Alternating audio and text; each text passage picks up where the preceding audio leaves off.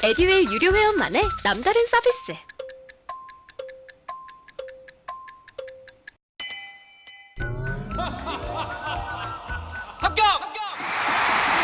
합격하고 돈도 받는 혜택. 오직 에듀윌 유료 회원에게만. 에듀윌. 무료 합격! 네, 안녕하십니까? 자, 11월 시사 두 번째 시간입니다. 자, 이번 시간은 경제 산업 파트에 대해서 살펴보도록 하겠습니다. 상당히 이제 다뤄야 할 소재가 많은데요. 자, 이번 시간과 다음 시간에 걸쳐 가지고 이제 한번 얘기해 보도록 하겠습니다. 먼저 간략하게 개요부터 좀 볼게요. 8개 소재를 가지고 왔는데 자, 하나씩 살펴보겠습니다. 자, 먼저 영국에 뭐가 사상 최저로 추락했다. 자, 영국의 이제 총리가 새로 취임이 되면서 했던 정책으로 인해서 자, 영국의 대표 화폐인 파운드화의 가치가 사상 최저로 추락했다라는 내용이고요. 두 번째는 우리나라의 대표적인 이제 그룹 중에 하나인 한화그룹이 어디를 인수했습니까? 예전에도 한번 인수하려다가 실패했는데 이번에 다시 인수가 시작됐습니다. 바로 대표적인 조선회사인 대우조선해양이죠. 그 다음 OECD에서 내년에 2023년에 전 세계 경제 성장률을 전쟁 등으로 인해서 하향 조정했는데 2.2%로 상당히 많이 낮춰서 경제가 성장할 것 같다라고 발표를 했고요.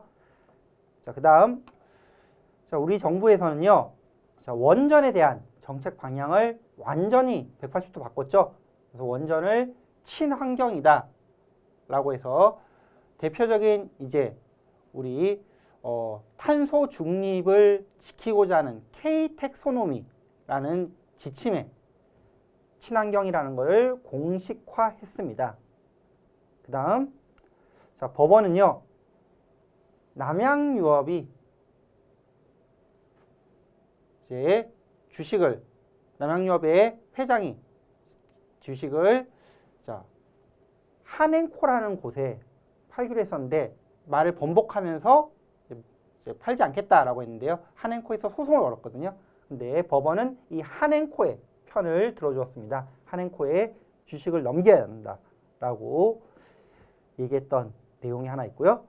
자, 그 다음 정부와 한은은 지금 주식시장 등의 금융시장에 상당히 지금 문제가 많이 불거지고 있는데 이걸 좀 안정화시키기 위해서 대표적인 시장 중에 하나인 채권시장에 지금 5조 원을 긴급 투입하기로 했습니다.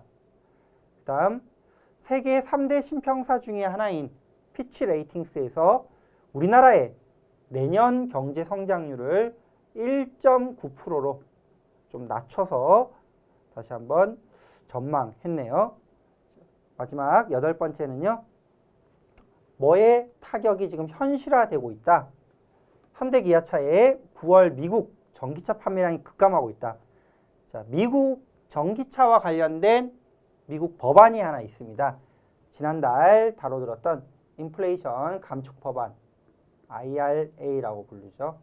IRA가 직접적으로 이제 현기차 판매량에 영향을 주고 있는 내용을 경제산업 마지막 소재로 다뤄볼 것입니다. 자, 이렇게 8개 소재 하나씩 나가보도록 하겠습니다. 자, 먼저 첫 번째 내용입니다. 영국이 다시 한번 문제가 되고 있는데요. 바로 새로 선출됐던 이 트러스 총리의 대표적인 정책 방향 때문이죠. 이로 인해서 영국 파운드화 가격이 사상 최저로 추락했고요. 글로벌 전 세계에 그 충격파가 확산되고 있다는 내용입니다. 바로 뭐였냐? 트러스 총리가 얘기했던 이 감세 정책입니다. 9월 23일 날 감세 정책을 발표했는데 50년 만에 세금을 최대로 감면한 50년 만에 최대폭의 감면책을 발표했어요. 주요 내용은 법인세 감면하고 이제 소득세까지 감면인데 연소득 15만 파운드 이상의 고소득자에 대한 소득세율 45%가 있었는데 이거를 없애는 내용이었습니다. 이렇게 지금 긴축을 하고 있는 상황에서 세금을 감면하겠다, 작은 정부로 돌아가겠다라고 하는 것은 결국 시장에 또 돈을 더 풀겠다란 그런 시그널로 받아들여지고 있는데요. 자, 물가가 이렇게 많이 오르고 있는 상황에서 전 세계가 지금 긴축 재정에 힘을 쓰고 있죠. 물가를 낮추기 위해서 경제를 조금 위축시키는 그런 빅스텝, 금리를 올리는 정책들을 하고 있는 상황에서 이와 같은 감세 정책이 시중에 돈을 푸는 그런 시그널로 받아들여지는 거죠. 그래서 긴축과 전혀 모순이 되는 이 정책을 발표한 게 큰 사건의 시작이 되었습니다. 더 문제는 이런 감세 정책에 대한 대응책이 없다는 거예요. 감세 정책을 하게 되면은 결국 세수가 감소하는데 그 세수 감소를 어떻게 메울 것이냐, 그런 구체적인 내용 없이 감세안만 발표했다는 게 큰 문제가 되었습니다. 이로 인해서 영국이 재정적으로 큰 위기를 맞을 수 있다, 부채가 심각해질 수 있다, 신용위기가 생길 수 있다는 우려 때문에 결국 영국 화폐 가치 파운드화의 쇼크가 발생했고요. 이게 글로벌 금융시장으로 영향을 미치게 됐습니다. 자, 이 발표 이후 9월 26일 날 파운드화가 미달러 대비 한 5%까지 떨어지면서 사상 최저 수준, 달러화 대비 1.03, 거의 영국의 파운드화와 미국의 달러화가 거의 같아지는 그런 상태로까지 추락했고요. 이것은 1985년 이전 최저치를 경신한 겁니다. 85년 이후로 다시 한번 그만큼 떨어지게 된 거죠. 85년이면 뭐 35년이 지났죠. 거의 한 40년 만에 최저치로 가게 된 상황입니다. 결국 이제 감세 정책은 철회했습니다. 너무 이제 파급 효과가 컸던 거죠. 자, 영국의 국가 부채가 이로 인한 감세 정책으로 인한 상환 불능 위기에 빠질 수 있다는 정도로 이제 투자자들한테는 패닉이 왔었고요. 결국 이제 파운드화를 투매하면서 파운드화 가치가 급락하게 되었고,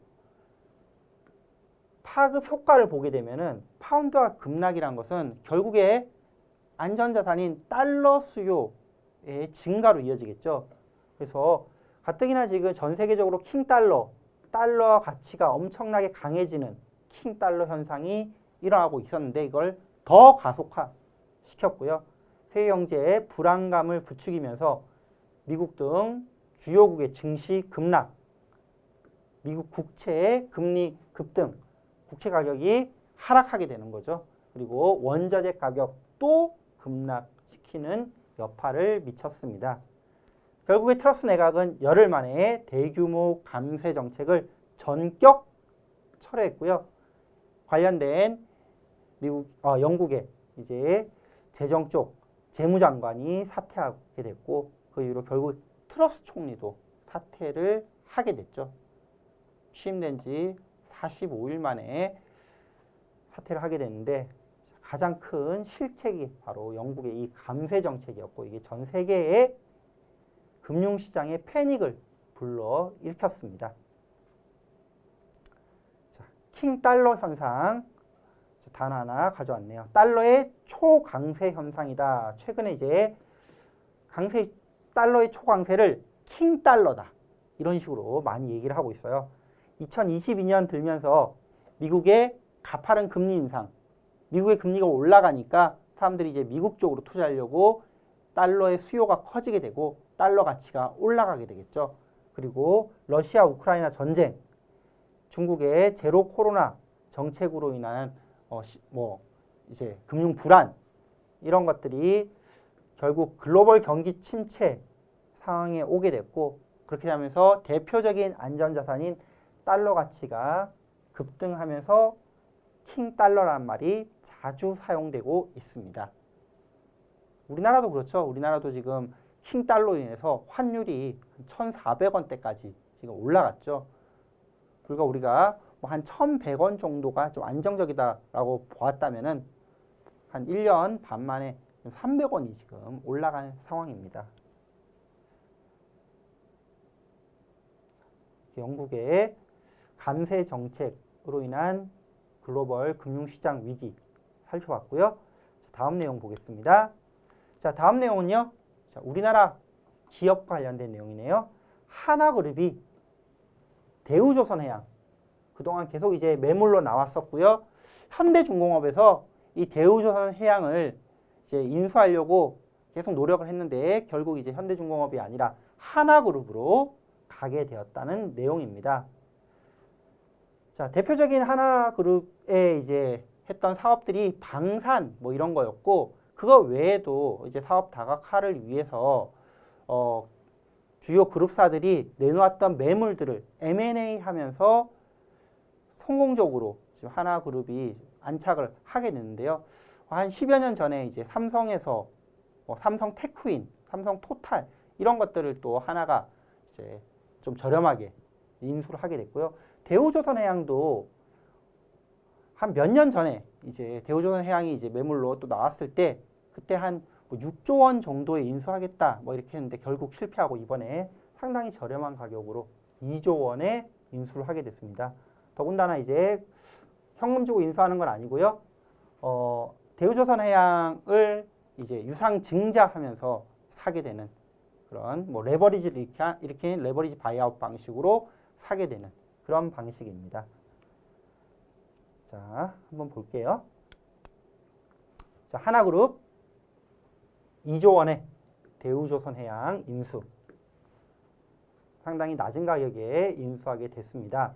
9월 26일 날 대우조선해양의 이제 최대 주주라고 하면 정부죠. 산업은행이죠. 산업은행이 하나그룹과 2조 원대 유상증자 방안을 포함한 조건부 투자 합의서에 체결했습니다. 아주 확실하게 이제 인수한 건 아니고요. 이렇게 우선 협상해가지고 아마도 하나그룹 쪽으로 지금 가지 않을까 보고 있는 거예요. 만약에 이런 계획대로 잘 진행이 된다면은 하나그룹은 대우조선 앞으로 2조 원 규모의 유상증자를 실시한다.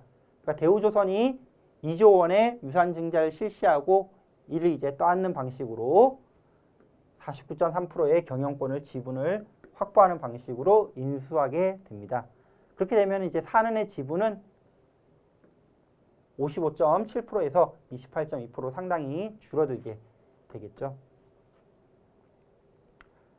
이렇게 이제 유상증자한 지분을 흡수하는 방향으로 인수를 하게 되고요. 근데 100% 이런 식으로 가지 않고 또 다른 옵션도 같이 두고 있습니다. 자, 다른 잠재 투자자를 위해서 스토킹 호스 절차도 함께 진행해 나가겠다. 혹시 하나보다 더 유리한 조건의 가격을 더 비싸게 제시한다면은 산업은행 입장에서는 하나가 아니라 다른 쪽에 팔 수도 있다는 거죠. 자, 그게 바로 이제 스토킹 호스입니다. 더 유리한 조건을 제시하는 투자자한테 참여를 시키게 하는 방식이에요. 자, 다만 이제 다른 잠재 투자자가 2조 원보다 더 높은 가격을 써내더라도 하나는 우선 협상 대상자로서 투자 우선권은 가질 수 있게 되는 내용이고요.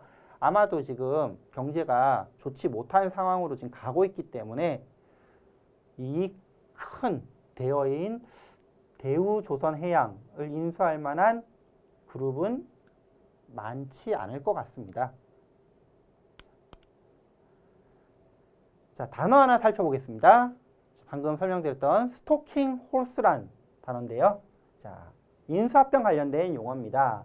인수합병할 때 경쟁 입찰 방식으로 인수합병을 하는데 이 스토킹 홀스라는 것은 내정자가 하나그룹이 있었죠. 있다 하더라도 혹시 그 내정자보다 좀 더 좋은 비싼 조건을 제시하는 입찰자에게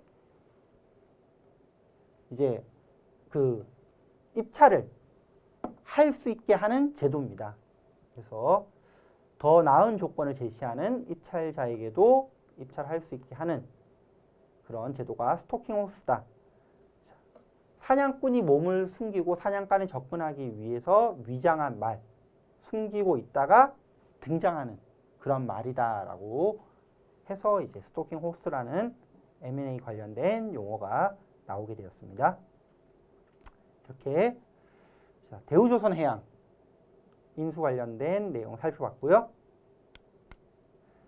자, 그 다음은 OECD가 전망했던 내년 전 세계 글로벌 성장률에 대한 얘기입니다. 2.2%로 성장률을 하향 조정했습니다. 우크라이나 전쟁이 길어지면서 기존에 이제 성장률을 한 2.8% 정도 제시했는데 이 전쟁이 길어지면서 전 세계의 경제 성장률에 안 좋은 영향을 미치게 될 것 같다라고 하면서 좀 하향 조정했죠. 자, OECD 중간 경제 전망 보고서. 그러니까 중간 경제 전망 보고서라는 것은 경제 전망을 갖다가 이제 수시로 한 번씩 보고한다는 거죠. 자, 그래서 지난 6월 달에는 전 세계 경제 성장률을 2.8% 정도 봤었는데 이번에 이제 다시 한번 전망치를 0.6%포인트 낮춰서 2.2 정도 제시했습니다. 자, 대표적인 배경. 러시아의 불법적인 우크라이나 침공으로 인해서 세계 경제에 탄력을 잃게 만들었다라는 거죠. 나라별로 이제 경제 성장률 전망치를 한번 간략하게 한번 살펴볼게요. 미국은 내년 0.5%, 1%가 안 되죠. 0.5%. 중국도 5%가 안 되네요. 4.7%. 자, 영국은 좀 심하죠. 0%대입니다. 독일은 더 심하네요. 마이너스 0.7%. 그나마 프랑스 0.6%, 이탈리아 0.4%. 그나마 다른 영국, 독일에 비해서는 프랑스와 이탈리아가 조금 더 나아 보이네요. 자, 전쟁을 일으켰던 러시아는 마이너스 4.5%입니다. 그 다음 내용 들어가 보도록 하겠습니다. 자, 그 다음 네 번째 소재네요. 자, 정부가 원자력 발전에 대해서 친환경이다라는 것을 공식화했습니다. 자, 어떻게 공식화했나요? K-텍소노미, 탄소 중립을 향한 한국형 녹색 분류 체계입니다. 이제 텍소노미라는 게 전 세계적으로 친환경, 온실가스 감축, 탄소 중립과 관련된 기본 지침을 텍소노미라 불리는데 그럼 우리나라도 우리나라만의 텍소노미가 있어야겠죠? 그걸 K-텍소노미라고 불러요. 자, 그래서 이 K-텍소노미를 이번에 개정했습니다. 지난 정권에서 이 녹색 분류체계 K-텍소노미를 발표를 했는데 이번 정권에서 이걸 개정하면서요. 원자력 관련된 내용을 넣었다는 거죠. 그러면서 공식화했다. 특히 어떤 것들 넣었냐? 자, 이 녹색 분류체계에서요. 녹색 부문과 전환 부분이라고 하는 큰 두 개의 카테고리가 있는데 그중에 녹색 부분에는 SMR, 소형 모듈 원전이에요. 그래서 원자력 발전을 대형화하는 게 아니라 작은 규모의 소형 모듈로 하는 원전 이런 거는 녹색 부문에 포함을 시키면서 공식화했고요.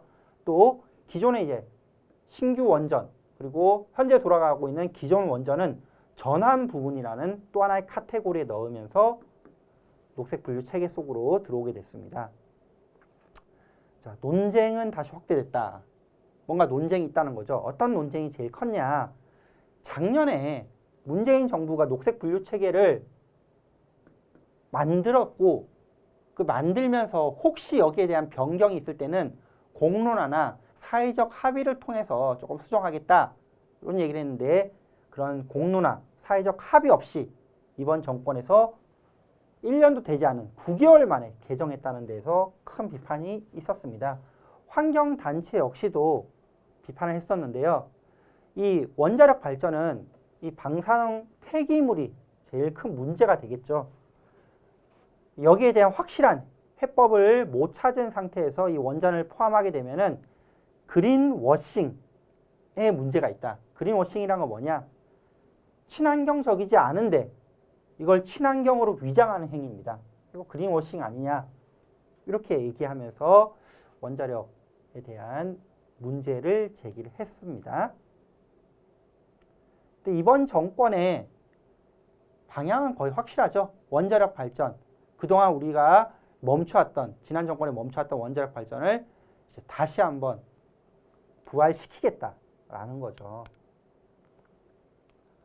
자, K 텍소노미, 한국형 녹색 분류 체계에 대해서 한번 정리해 볼게요. 자, 한국의 녹색 경제 활동을 정의하는 기본 지침입니다. 녹색 경제, 친환경, 탄소 중립, 이걸 의미하는 거죠. 크게 녹색 부문과 전환 부분으로 나누는데요. 녹색 부문은 어떤 거냐? 탄소 중립, 환경 개선에 기여하는 진정한 녹색 경제 활동을 녹색 부문이라고 하고요. 이게 진정한 거고, 전환 부분은 글로 가기 위한 그런 거죠. 과도기적으로 가기 위한. 자, 진정한 녹색 경제 활동은 아니지만 탄소 중립으로 가기 위한 중간 과정으로 과도기적인 활동을 전환 부분이라고 합니다. 이렇게 해서 전환 부분에는 지금 기존 원전과 신규 원전, 녹색 부분에는 좀 소형 모듈 원전, 또 방사능 폐기물을 안전하게 이제 하는 그런 원전들이 들어가 있겠죠. 자, 다음 내용 살펴보겠습니다. 자, 우리나라 법원이요. 남양유업과 한행코와의 소송에 대한 또 결정을 지어준 게 있습니다. 자, 1심 판결이었는데요. 남양유업은 한행코에 주식을 넘겨야 한다. 자, 남양유업의 회사 매각과 둘러싼 법적 다툼이 있었고 남양유업이 또 한 번의 패배를 했습니다. 벌써 네 번째인가 그래요. 자, 일명 이 사건의 시작은 불가리스 사태라고 불리는 건데요. 작년 4월에 남양유업에서 어떤 식의 광고를 했냐면은 우리 남양유업의 대표 상품인 불가리스가 코로나19 예방 효과가 있다 라는 이제 과장 허위 광고를 했었고 이로 인해서 상당히 큰 사회적 파장이 있었습니다. 이에 이제 남양유업의 홍원식 회장이 사과를 하면서 나는 회장직에 물러나겠다. 그리고 나와 우리 가족이 보유한 남양유업의 주식 지분 전량 53%를 넘기겠다. 한행코에 넘기겠다라고 했습니다. 그러면서 이 경영일선에 물러나고 대주주가 되는 것도 포기하겠다.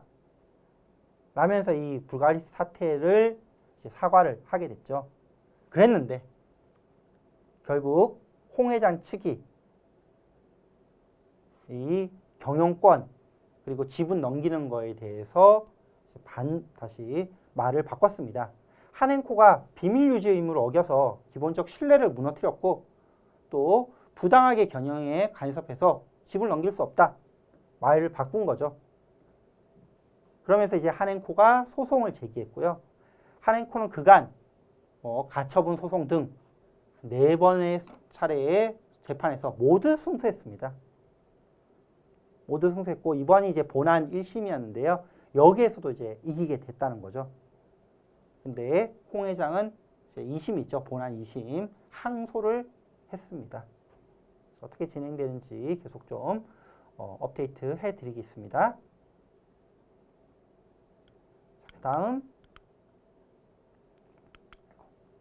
그 다음 내용이네요. 자, 우리나라 정부와 한국은행이 이 금융시장의 지금 불확실성, 뭔가 위험을 사전에 좀 막아보고자 채권시장 5조 원의 긴급 자금을 투입하기로 했고요. 또 한편 한국은행에서는 기준금리를 0.5%포인트 올리는 빅스텝을 또 한 차례 단행했습니다. 자, 먼저 채권시장 긴급 투입 내용 살펴볼게요. 지금 우리나라의 어떤 그 경제 상황은 상당히 이제 글로벌 경제와 동조화되어 있고 그 중에 가장 크게 영향을 미치는 데가 미국이죠. 지금 미국이 근데 하고 있는 게 인플레이션, 물가 상승을 억제하기 위한 기준금리 인상, 대표적인 긴축 정책을 고강도로 진행해 나가고 있습니다. 그렇게 되면서 우리나라도 그에 동조하기 위해서 미국 금리가 올라가니까 우리나라 금리도 같이 올려야 될 수밖에 없고 그러다 보니 우리나라의 대표적인 채권이라고 하고 있는 국고채 금리가 상당히 폭등하는 현상이 발생하고 있습니다. 이를 금리 발작이라고까지 불러요. 금리 발작. 금리가 발작, 위아래로 크게 출렁인다. 주로 이제 많이 급등하고 있는 현상을 지금 나타내겠죠. 특히 우리나라 이제 국채가 다른 나라 국채에 비해서 상당히 그 변동폭이 심합니다. 국채 대표적인 상품이라고 할 수 있는 국채 10년물의 변동폭이 심각한 수준인데요. 자, 이 국채 10년물이 시장금리의 뭐 벤치마크다, 벤치마크 기준이다라고 하고 있는데 9월 19일부터 9월 27일 한 8일 정도죠. 요 사이에 54.8bp나 급등했습니다. bp라는 것은 0.01%를 의미해요. 그래서 금리가 1% 오르는 거는 상당히 크죠. 그러니까 이걸 좀 잘게 세분화해서 1bp 오른다. 0.01%포인트 오른다. 근데 54bp니까 0.54%포인트가 오른 거죠. 이렇게 이제 불과 한 8일 만에 0.54 이만큼 오른 것은 주요 27개국 중 영국 다음으로, 영국은 아까 파운드와 같이 급락, 그죠? 영국에 그러면은 국채 가격 급등이 있었겠죠. 그러니까 영국을 빼고 큰 사건이 있었던 영국을 빼고 우리나라가 두 번째라는 겁니다. 그만큼 우리나라 금리 상승이 컸다는 거죠. 금리 발작이 심했다. 이래서 우리나라 정부에서는요, 9월 30일 날 우선 2조 원 규모의 채권 조기 상환, 채권을 매입하는 거죠. 10년짜리 채권이다. 그럼 만기 때까지 정부가 민간에 채권을 팔았겠죠. 근데 이거를 바로 사들이는 거예요. 채권을 사들이면은 채권 수요가 증가했다는 거니까 채권 가격이 올라가겠죠. 채권 가격이 올라가면은 채권 금리는 반대로 떨어져 있겠죠. 그래서 그렇게 채권 금리를 낮추는, 즉 채권 가격을 올리는 그런 조치를 시행했습니다. 자, 다음 관련된 내용은요. 한국은행에서 10월 12일 날 또 한 차례 기준금리를 올리는 빅스텝을 단행했습니다. 빅스텝이란 것은 0.5%포인트 금리 올리는 걸 말해요. 그래서 우리나라 기준금리가 이제 3%대에 진입했다 라고 말을 하죠. 그 전에 2.5%였는데 0.5%포인트 올렸으니까 3%대에 진입했다. 3%대가 어느 정도냐? 10년 전 기준금리라고 보시면 됩니다. 2012년 이후에 처음이다. 그래서 10년 만에 다시 3%대 기준금리로 올라왔고요. 이건 이제 미국이 계속 금리를 올리기 때문에 우리나라도 같이 금리를 올리고 있는 그런 상황이라고 보시면 되겠습니다. 물가 상승과 한미 금리 역전폭이 확대되는 것을 방어하려는 목적이다. 자, 이번 시간은 여기까지 하고요. 다음 시간에 이어서 나가보도록 하겠습니다. 다음 시간에 뵙겠습니다. 감사합니다.